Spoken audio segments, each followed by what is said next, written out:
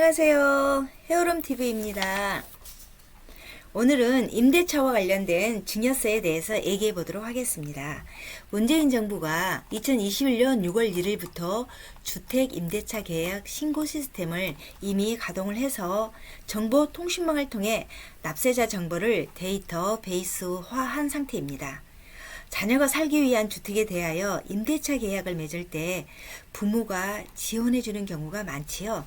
이런 경우 매매 계약과 달리 자금 조달 계약서를 제출하지 않는다고 증여를 받고도 신고하는 것을 생략할 경우 세무 조사 대상으로 선정될 수가 있습니다.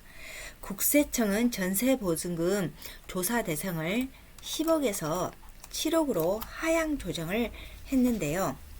여러 경로를 통해 관련 자료를 확보할 수 있기 때문에 절세하는 방법을 선택을 해서 자녀에게 전세 자금을 지원해주면 좋을 것 같습니다. 먼저 증여세 개념 정리를 간단히 해보면요. 증여세란 타인의 증여에 의하여 무상으로 이전받은 재산에 대하여 수중자에게 과세되는 국세입니다. 이제 본론으로 들어가면 부모가 전세 자금을 지원해준 임대한 주택에서 자녀가 살 경우 그 임대주택을 누구의 명의로 계약을 하였느냐에 따라서 부모님으로부터 지원받을 수 있는 금액이 달라집니다. 다시 말해서 부모님께서 돈은 제공을 해주되 계약을 부모 이름으로 하느냐 아니면 자녀 이름으로 하느냐에 따라서 지원해 줄 수 있는 그 금액이 달라진다는 내용입니다. 그럼 먼저 임대차 계약을 자녀 이름으로 했을 때 알아보도록 하겠습니다. 이때는 자금을 주는 방법에 따라 과세 여부가 결정이 되는데요. 자금을 주는 방법이라는 것은 부모님께서 자녀에게 돈을 제공해 줄때 단순히 그냥 증여를 해주느냐 아니면 자녀가 부모님으로부터 돈을 빌리는 거냐에 따라서 과세 여부가 결정이 된다는 것입니다. 먼저 증여에 대해서 알아보겠습니다. 자녀가 임대차 계약을 맺을 때 부모님께서 2억을 증여해줬다 합시다. 그래서 자녀는 증여를 받았다고 자진신고를 했습니다. 이때 자녀가 내야 될 증여세 최종 금액은 얼마인지 살펴보도록 하겠습니다. 먼저 2억을 증여를 받았잖아요. 그러면은 공제가 되는데요. 성인 자녀인 경우에는 5천만 원 공제가 되고요. 그리고 미성년자는 2천만 원, 그리고 부부지간에는 6억까지 공제가 됩니다. 그래서 2억에서 5천만 원을 빼면 1억 5천만 원이 되겠죠. 그리고 이에 대한 세율이 20%입니다. 그래서 1억 5천에서 20%를 곱하면은 3천만 원이 나옵니다. 그리고 1억 원 초과 5억 원 이하일 때 누진 공제액이 1천만 원이니까 1천만 원을 빼주죠. 그럼 3천만 원에서 1천만 원을 빼주니까 2천만 원이 되겠습니다. 그러면 2천만 원을 모두 내야 되느냐? 또한 그건 아닙니다. 우리가 상증법 제69조 2항에서 증여세 과세 표준을 신고할 경우에는 3% 공제를 해줍니다. 그럼 2천만 원에 대한 3%가 60만 원입니다. 그래서 최종 2천만 원에서 60만 원을 공제하면 1940만 원이 나옵니다. 그래서 부모님으로부터 2억을 증여받았을 때 최종 증여세는 1940만 원 정도 됩니다. 다음은 증여가 아니라 부모로부터 2억을 빌렸을 경우를 한번 따져봅시다. 그런데 부모님과 자녀 사이의 이 동거래는 상증법 제45조에서 우선은 증여로 간주를 합니다. 그러면 증여가 아니라 실제로 빌린 것이다 할 경우는 그것을 입증을 해야 됩니다. 말로만 입증을 할 수가 없잖아요. 그러면 입증을 어떻게 해야 되는지 한번 살펴봅시다. 차용증을 먼저 작성을 하는데요. 부모와 자녀 간에 차용증을 작성을 할 때도 제3자와 계약하는 것처럼 작성을 하십시오. 그리고 이자율도 터무니없이 낮게 하지 마시고 세법상 적정 이자율인 4.6% 이상으로 정하는 게 좋습니다. 이에 미치지 못하면 그 부족분에 대하여 증여세가 과세가 될 수가 있으니까요. 그리고 부모로부터 돈을 빌렸을 경우에 그 이자 액수가 연 1천만 원 이하인 경우에는 증여세가 발생하지가 않습니다. 예를 들어서 내가 부모로부터 2억을 빌려서 임대차 계약을 맺었어요. 그러면 2억에다가 적정 이자율인 4.6%를 곱하면 920만 원이 됩니다. 근데 이 920만 원이 1000만 원 이하잖아요.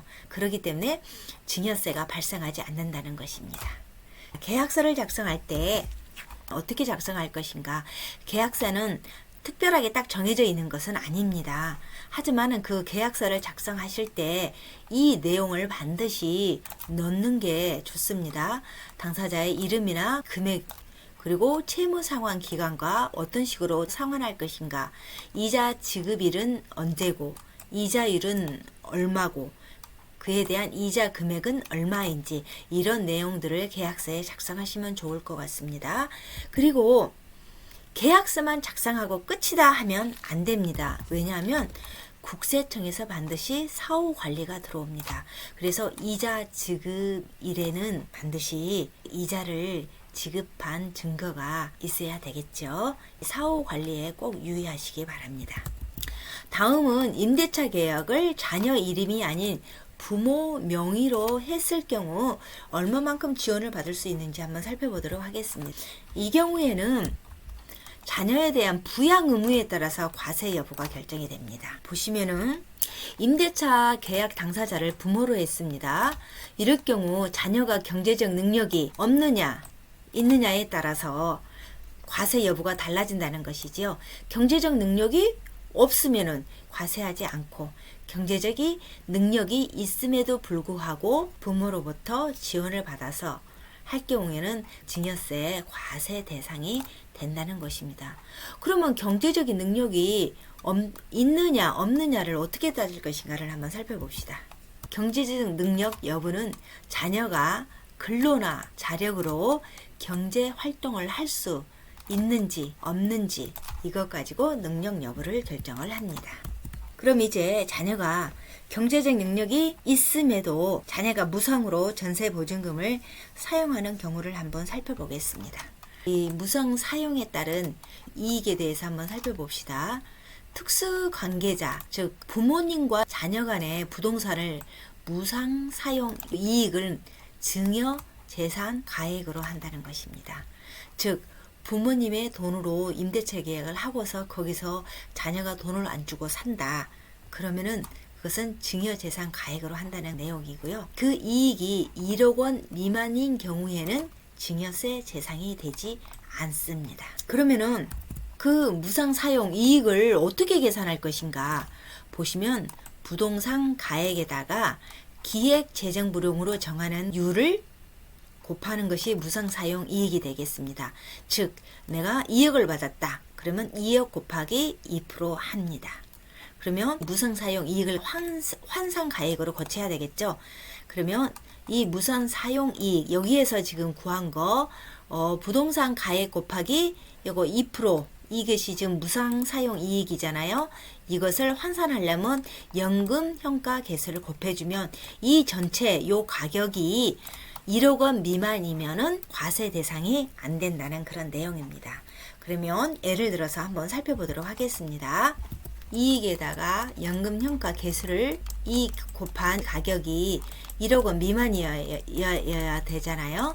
그러면 요 개수가 바로 구하는 공식이 여기 있습니다.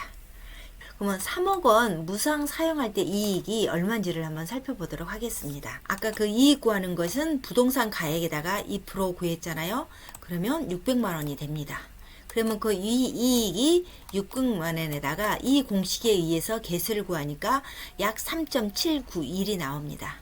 그러면 내가 이익 본 것이 2,274만 원 정도 된다는 것입니다. 그러면 1억 미만이기 때문에 과세가 되지 않습니다. 다음에 13억 원을 무상 사용할 때 그럼 이익은 얼마냐? 마찬가지로 13억에다가 2%를 곱하면 2,600만 원입니다. 환산 계산하면은 9,856만 원 정도가 나옵니다. 이것도 1억 원 미만이죠. 이것도 비과세입니다. 14억을 한번 해봅시다. 14억을 계산하면 1억이 넘죠. 이때는 과세가 되는 것입니다. 즉 부모님으로부터 증여세를 내지하고 최대로 내가 이익을 볼 수 있는 것은 얼마입니까? 13억이라는 것입니다. 다시 한번 모든 것을 정리를 해보면 전세보증금을 자녀에게 지원할 경우 자녀 이름으로 계약할 경우에는 2억 원, 부모님 이름으로 계약할 경우는 13억 원까지 증여세 없이 지원을 받을 수 있다는 것입니다. 지방에서 취업이나 기타 사유로 수도권으로 이사 왔을 때 또는 자녀 결혼으로 인해서 임대차 계약을 맺을 때 참고하시면 좋겠습니다. 감사합니다.